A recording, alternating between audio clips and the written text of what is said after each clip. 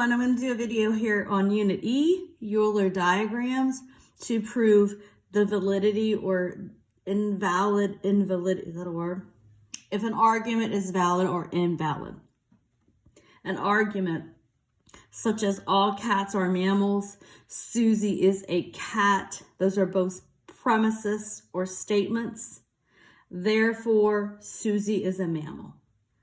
Okay, these diagrams, it's pronounced Euler. They come in really handy. If you can draw the diagram, or you can draw a diagram that does not ring true, then your argument is invalid.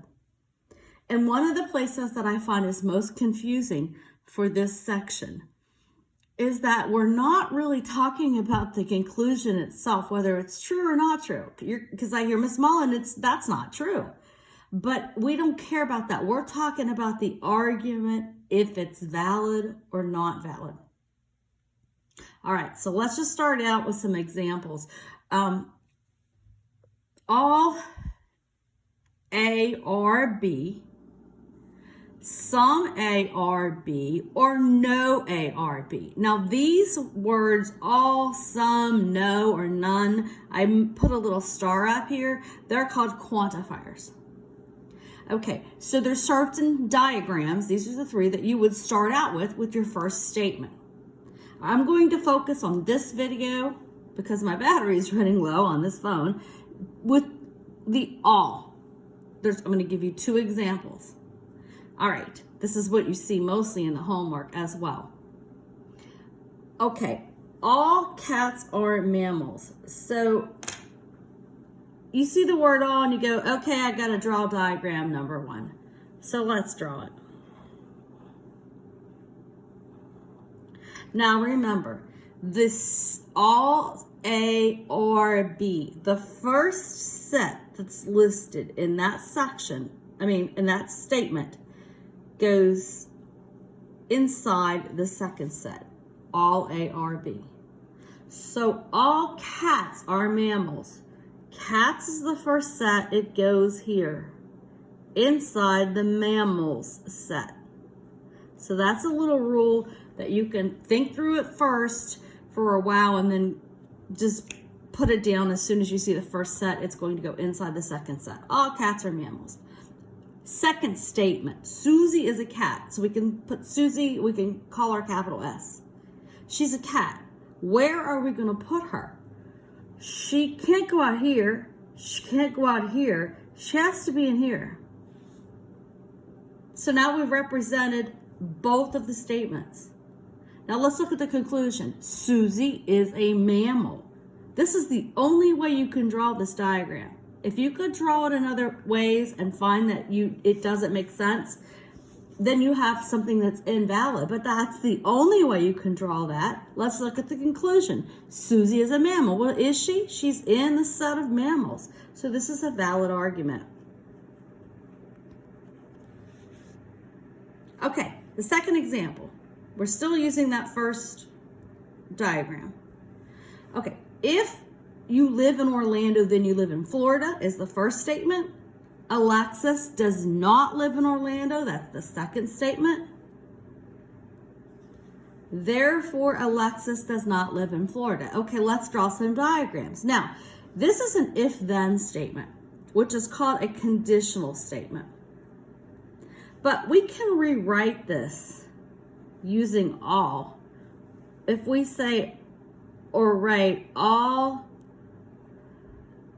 persons, let's keep with the humans here, all people that live in Orlando live in Florida. So if you run across an if-then statement, just change it to a statement that has one of your quantifiers in it. And when you see that word all, you go, I see the word all, I got to draw it this way. And the first set, which is the people that live in Orlando, is the inside set. It is contained in the set of people that live in Florida. All right. Second statement, Alexis does not live in Orlando. Okay, let's put Alexis somewhere. She does not live in Orlando. Okay, well, she could live here. But isn't it true that if we have, let me do the original again here, Florida and Orlando. Isn't it true that Alexis could also be out here? Okay, so we have two Euler diagrams that represent the same argument. Does it follow Alexis does not live in Florida? This one diagram, sure, that works. But if you can find a diagram that does not work and this one does not, that means your argument is invalid. It's kind of confusing, I know.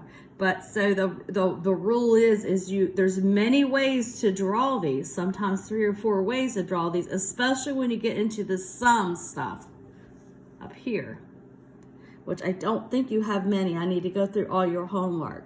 But if you can draw a diagram that does not follow along with this argument, then it's an invalid argument. Okay, so I'm gonna do another, I'm stopping so I can upload it, and then I'll do some examples with the sum and the no. I'm gonna look in your homework and see exactly what they're presented to you. It's different than last semester.